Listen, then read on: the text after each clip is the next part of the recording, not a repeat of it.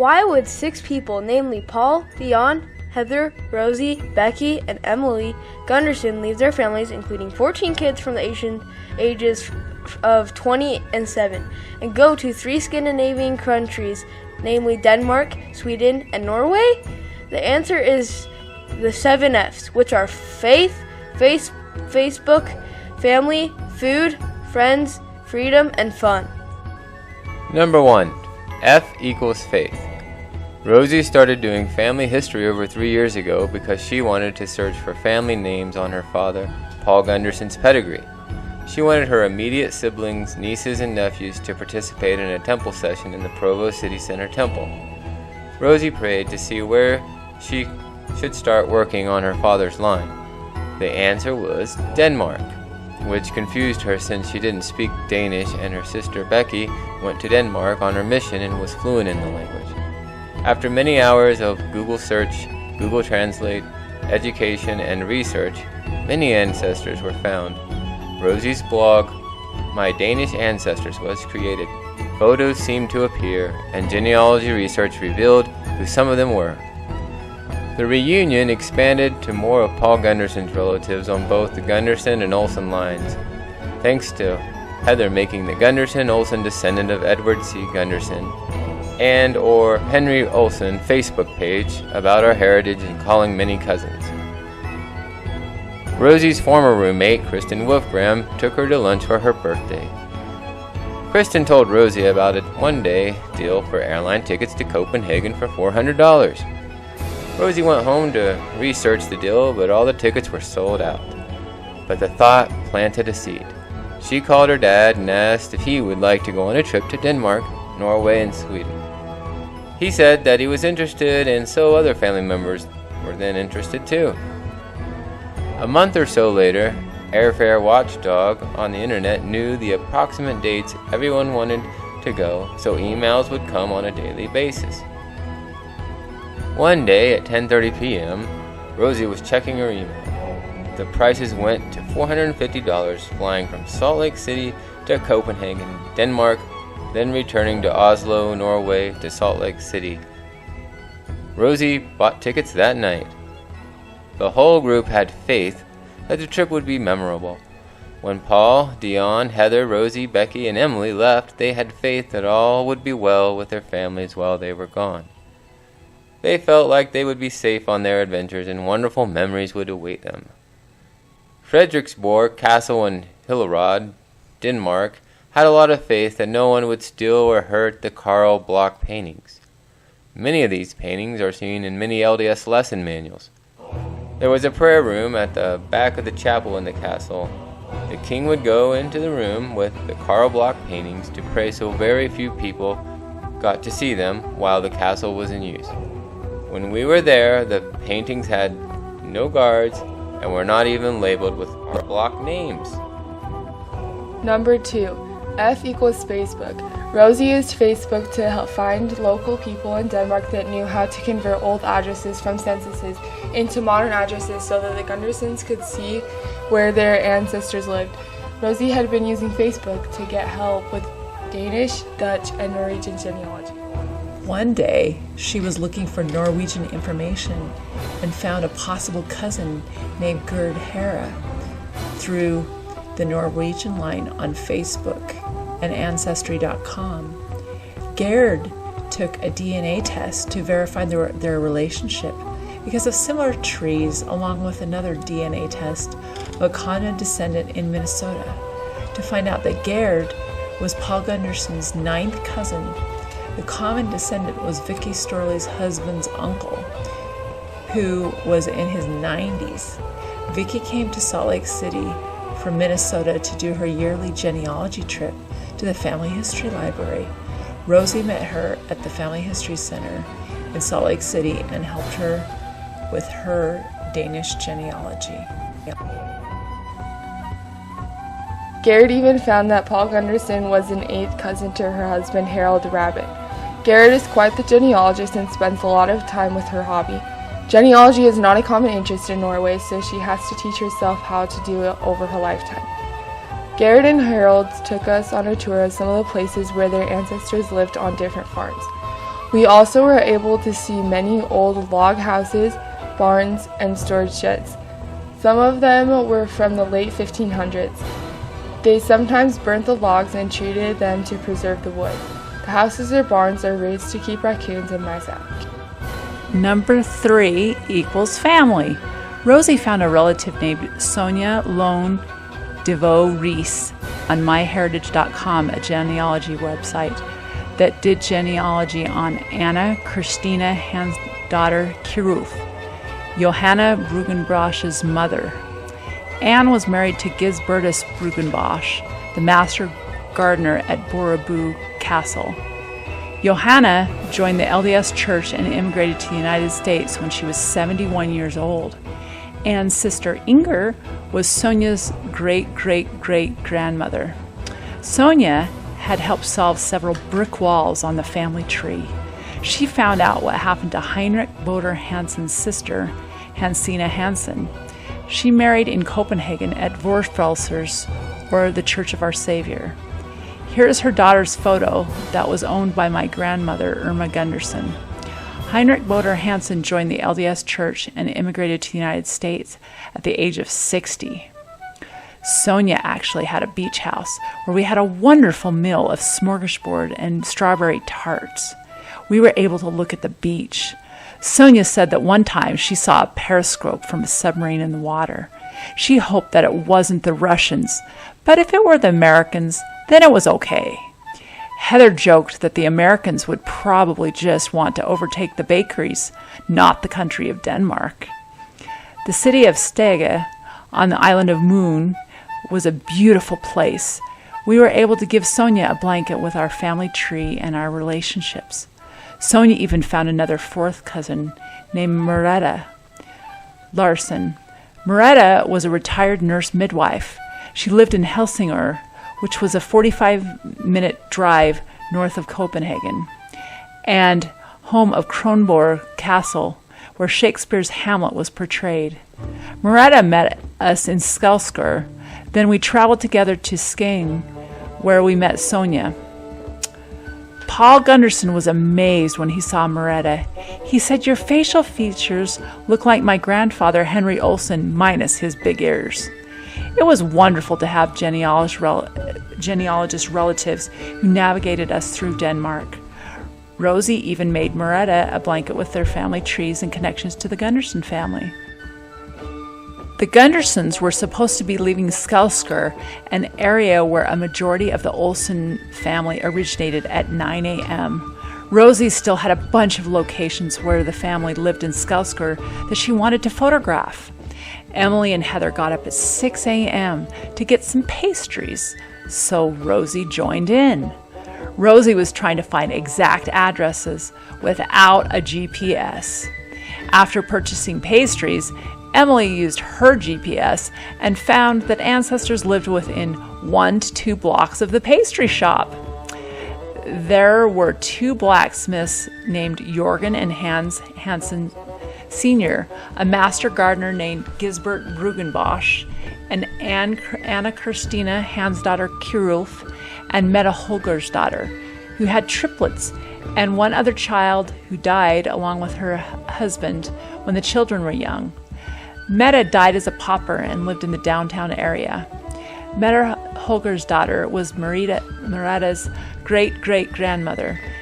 Emily commented, "The love of pastries must be in our genes."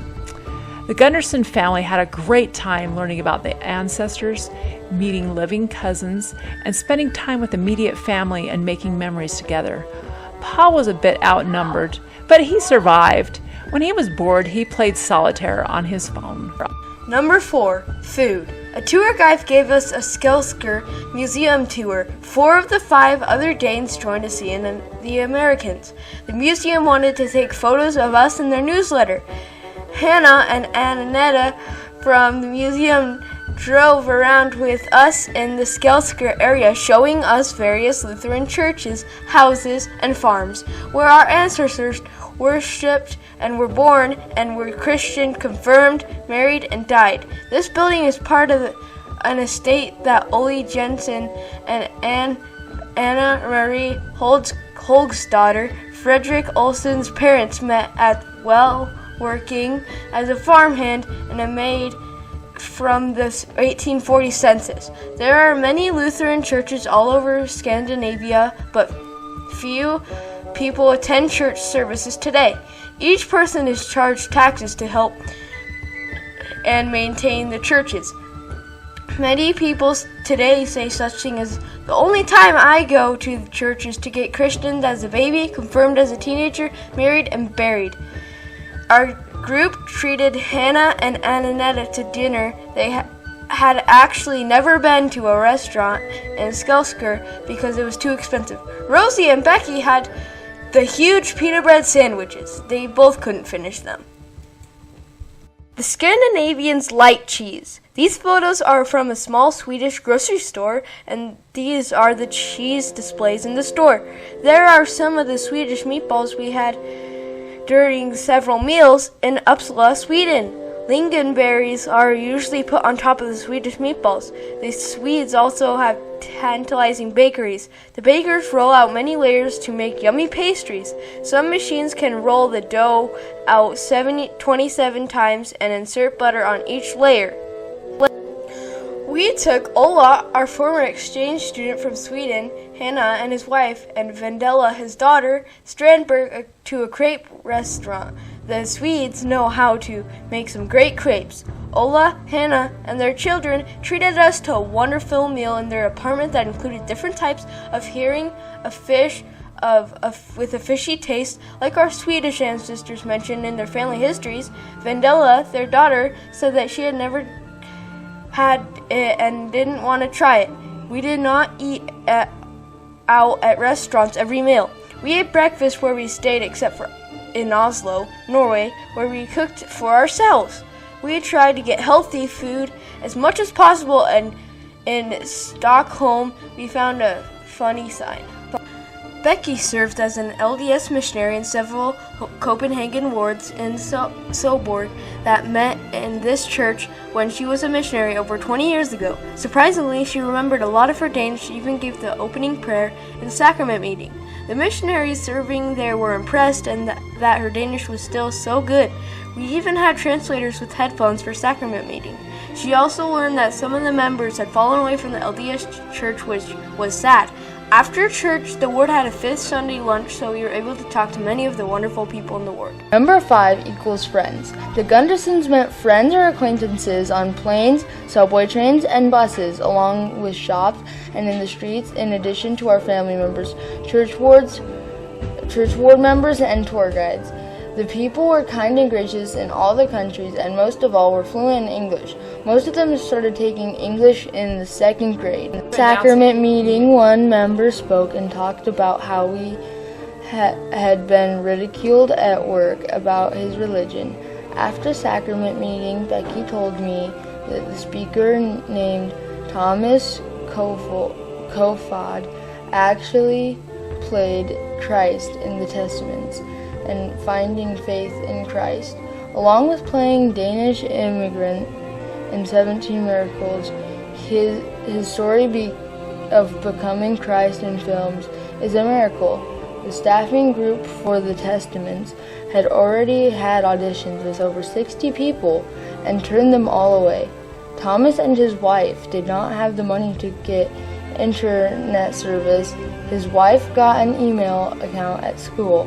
Her first email was to a friend who she had met as an exchange student in Utah.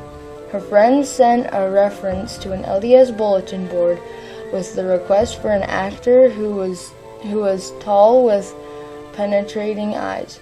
Thomas applied and sent an actual clip. The church flew him to Utah, had an audition, and interviewed him. One of the questions was, "Have you ever portrayed a homosexual character or were nude on stage?" 2 months before, he had essentially turned down a role to do just that. He had also asked to change a part in the play so he didn't have to be naked, and the director, Becky, said that the actor or not, he was a person so many years ago that was kind to the missionaries. He complimented her on her Danish and the great job she was doing so many years ago when her mission was tough. Some other members told Becky that he wasn't just an actor for the LDS Church, but played the leads in many productions. My internet search showed him as the leads in Phantom of the Opera in both Raoul and the Phantom, Les Miserables, Beauty and the Beast, and others, along with touring all over the world doing concerts. Fame is not what Becky remembers about him, but kindness, which is the true character of 20 years ago. Fame, fortune, power, and popularity shouldn't be the big goals in life. It's fine to attain those things if one can still be Christ-like and kind. The way people treat others is the true person. Becky was able to see her former missionary companion, Maya Jeppesen, who is married and has children. Bent was a member that has always been comic relief for the missionaries. For example, he was in charge of a dinner work party at his house. He was not wanting to do all the dishes afterwards, so he came up with a competitive game that got all the dishes done. Bent was the former bishop in the ward. The Gundersens were able to attend church in Fredrikstad, Norway, where Torger Gundersen, Olena Hansdaughter, joined the LDS Church. Being converted by a missionary, Gudmund Hagus and Kanuta Petersen, aged 28 in 1853, the Torger Gundersen family immigrated to America after living in Fredrikstad 13 more years after joining the church. Kanuta, the missionary, was later Scandinavian missionary president, stake president, patriarch, and one of the founders of the Snow College. Fredrikstad is the oldest still existing ward in Norway today. Sunday, May 7th, 2017, was testimony meeting, and the bishop and the others hinted strongly that we could bear our testimonies. Heather, Paul, Becky, and Rosie bore their testimonies and told their family history stories and how they ended up there. Becky did her testimony in Danish, and the interpreter said, "Oh no, it's Danish." We told them that they didn't have to translate. There was even a fire drill during church. After church, there was a break, the fast lunch, so we got to meet more Norwegian members of the church. The young woman in the back reminded me of my daughter Annalise. The lady in charge of the meal was from the Philippines, so we ate Filipino food, along with Norwegian, complete with tomato ketchup. Since the people in Norwegian ward heard our family story, one of the members named Peter told us that he would take us where he thought some of our family events occurred. Peter took us to the place on the calm part of the Glommen River, where he thought Torger Gundersen and Olena Hansdaughter were baptized. The old city where the town square were probably the missionaries taught the gospel, the Lutheran church, the jail where the missionaries were held, and the river just outside the old city where the missionaries protected by Torger's son, who capsized 2 boats of prosecutors. He wanted to get Peter's email address. Emily said, "Do you have Facebook?" He said he did, so she started to spell out his name. His name came up first on the list of suggestions. Emily asked how he knew BJ. A mutual acquaintance, Peter said that Emily needed to ask BJ since Emily was working with him in 2 days as a pharmacist in Rexburg, Idaho. Emily said, "I know who you are. You're BJ's cousin from Norway." Peter's mother is from the U.S. and is a sister to BJ's mother. Emily saw BJ's mom in the Deseret Industries, a thrift store in Idaho. She asked Emily if she had seen Moss, where her sister was from. Emily got a picture of Moss just because she was going to show Steve Moss that sign. Emily was great at pulling each of the missionaries aside, taking their pictures, and emailing photos to their parents. She also asked the missionaries if they wanted to say anything to their parents. A few of them even got to text home on Emily's phone. Number 6 equals freedom. As adults, we were able to see lots of boring things. Here are some of the, quote, boring things, unquote, we saw. Several times we said, I'm glad that our kids aren't here because they wouldn't like this, but I do. We were not constantly hearing, Are we there yet? I'm tired. Can you type in the password? This is boring! I would rather be on a freaking amusement park ride. This is not fun! Do we have to go see that? History, art, churches, and a graveyard are not fun. Where is the freaking swimming pool? I don't care! Where is the swimming pool? I don't care to live here. History is so boring. I don't see why we have to learn about it. It doesn't have a purpose. It doesn't matter what happened here. How does it affect us now? as adults, we felt some of these things, but were able to leave the group and do other things that we were interested in doing or rest while others were exploring. The Gundersens were able to work around with different people's needs, compromise, and enjoy the opportunity of going to Scandinavia. Now, just as the children have to be patient on trips, you will have to be patient until the rest of the slides are done.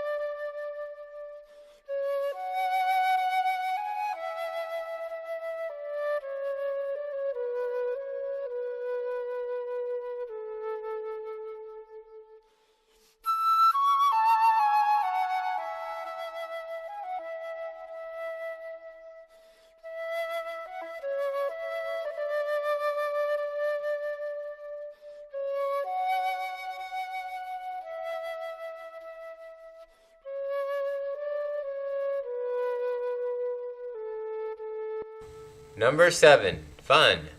We stayed at 4 different places in Scandinavia. Anders at the captain's house bed and breakfast, Captain Huset in Skelleskår, Denmark, which used to be the home of the ship captain in the 1800s.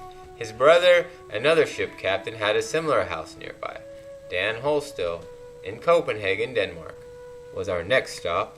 They had a room for 6 of us, including bunk beds, an excellent bread and breakfast, and a beautiful view from our window. Selma's cabin in Ceylon, Selma's Hyatt Oak Salang in Uppsala, Sweden, was on an actual boat with a shared bathroom and shower. Paul would get into a political discussion with the gentleman that worked there about Donald Trump. An apartment in Samalagen, 23 in Oslo, Norway, was our largest, most comfortable accommodations that had 9 beds. That was near the train station. We had to pass through some buildings to get there. The trip was wonderful because we could find out where our Scandinavian roots are and the similarities and differences. Scandinavia had a very similar weather to Utah and Idaho. There are mountains in Norway, farmland in all of Scandinavia, and potatoes are a staple in the diet. Wheat and strawberry fields are just starting to grow when we were there. There were bicycles all over Scandinavia, which differs from the United States. Large swans were very common in the fields and in the water. Emily loved playing Pokemon Go in Europe. She was able to get Mr. Mime that was only available in Europe for herself, Meg, Chris, and Mary. One day, Emily asked Rosie to get some Pokemon for Meg since Emily was driving. Rosie had beginner's luck and had not really played Pokemon Go except for about 10 minutes, but she got a more powerful Mr. Mime that experienced Emily had ever found. Pokemon Go was useful when we were trying to figure out what historical places were. On our boat tour of Copenhagen, Pokemon Go said that this is the birthplace of Niels Bohr, who was a Danish physicist who developed the Bohr model of the atom with its nucleus, electrons, and neutrons. He received the Nobel Prize in 1922 in physics and helped refugees from Nazism in the 1930s and escaped from Denmark because of his work on the nuclear power and joined Britain in its international cooperation on the nuclear plant. There were random things that were just as fun, such as road signs and the diary of a wimpy kid in Swedish, and a farmer that was plowing his farm with a horse but has a tractor in the backyard. There was a snowplow that would have been pulled by a tractor at the current Norwegian postal service, delivering mail to the former Asa Gundersen daughter family farm, who was born in 1753. Asa was a great-great-grandmother on the Gundersen side. The Norwegian Postal Service funded the Frederiks Hospital and House of Unwedded Mothers in Copenhagen, Denmark, where our great-great-grandmother Anna Korsberg were so many years ago from the Olsen side of the family. This another great Denmark and Norway connection. There was a toilet paper holder in an outhouse that had sod growing out of the roof in Norway. A behind warmer that was portrayed as a man lying down in Sweden. And over 1 mile tunnel, which are common in Norway since the Norwegians discovered dynamite. There is a Lego guy soldier in Denmark where the Legos were first developed. We even got to see a duck and her ducklings in Sweden. Denmark was the least expensive place we went to, which is similar to food and housing prices in the United States. The Skelleskår area was like a postcard, while certain parts of Copenhagen were photogenic as well. The churches had beautiful cemeteries around them. In Scandinavia, one must pay rent at a cemetery. If one does not pay the rent for one of their relatives, space is used for someone else. These photos are some of Rosie's favorites. They show something that she has studied about for years, doing genealogy and finding a real-life example in Denmark. Meeting Sonia and Merete, Dad's 4th cousins, was very memorable. Sonia and Rosie had been emailing each other and working on Danish genealogy for over 1 year. Sonia had been very useful for smashing genealogy brick walls and provided a wonderful meal in her beach house with great conversation in Stege on the island of Moon, Denmark. Meretta was kind, gave Rosie some family photos, and was very pleasant to travel with. In Uppsala, Sweden, Ola and Hannah Strandberg brought a local tour guide to show us around part of the city. We learned about King Gustav, who in 1536 decided that the Catholic Church would be the Lutheran Church because something he did politically disagreed with the Catholic Church. He set cannons overlooking the church and said, "If any of you don't follow the Lutheran religion," his followers would blow up the church. This church was very large, even by our standards today, and was a work of art. It is the tallest and biggest cathedral in all of Europe. It was fun walking around the city, where our great Swedish grandmother, Johanna Matilda Matthisson, lived from 1866 to 1885. We are accompanied by Ola, our exchange student from over 30 years ago, his wife Hannah, and daughter Vendela. They even made a wonderful meal at their home for us. Ola and Hannah just celebrated their 25th wedding anniversary with their 3 children, David, Ludwig, and Vendela. Hannah researched our family roots and found some records that I had searched for and never found, along with some great maps and photos. Even though it wasn't her family, Hannah found family history research addicting. Norway was very mountainous. They were not necessarily high above sea level. Most of the places that we went were about 300 to 1,000 feet above sea level. The hilly, mountainous nature would still be a very hard place to farm. This might have also been a draw to the Norwegians immigrating to America. 1/3 of the total population of Scandinavia immigrated between 1840 to 1920. Norway had the highest percentage of the population immigrate from the Scandinavian countries. In Norway, it was so enjoyable to meet Gerhard as a family member that was so knowledgeable about Norwegian genealogy. She guided us to places of interest to our family, along with treating us to wonderful pastries and Norwegian lefse. We got to meet her husband, Harold, who was a cousin also. Norway was expensive due to the oil that is found in the ocean. This couple that we met at church lives in Sweden, works in Norway at a care center for disabled people, and is a police officer and comes to church in Norway. They are able to have a higher standard of living in Sweden since the Norwegians pay more for the cost of living is less in Sweden. Oslo had trolls around their various shops to lure the tourists to come see their products. They are a common sight all over Norway. Oslo also had Norwegian sweaters, although most everyone brought their Norwegian sweaters in Denmark though. Dion had her birthday in Oslo, Norway. Heather and Emily even found a cake late at night to celebrate. What a wonderful birthday. It was being with her family in a foreign land. She said that the trip turned out better than she had expected and was able to appreciate Paul's ancestors even more than before. There were a few things in our plan that we did not get to see due to the time constraints.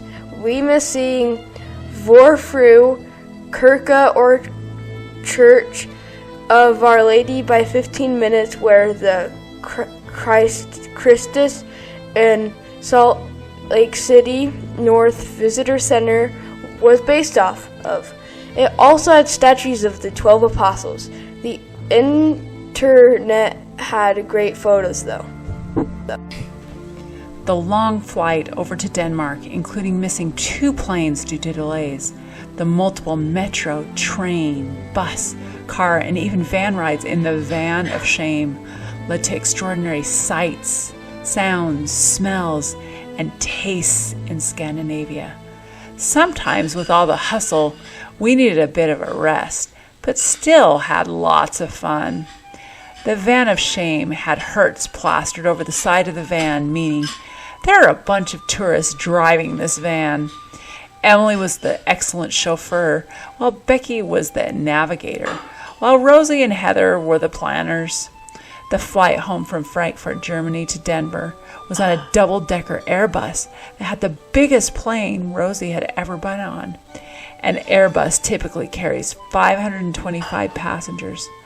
Faith, Facebook, family, friends, freedom, and fun made the Scandinavian adventure the unforgettable trip of a lifetime for Paul, Dion, Heather, Rosie, Becky, and Emily.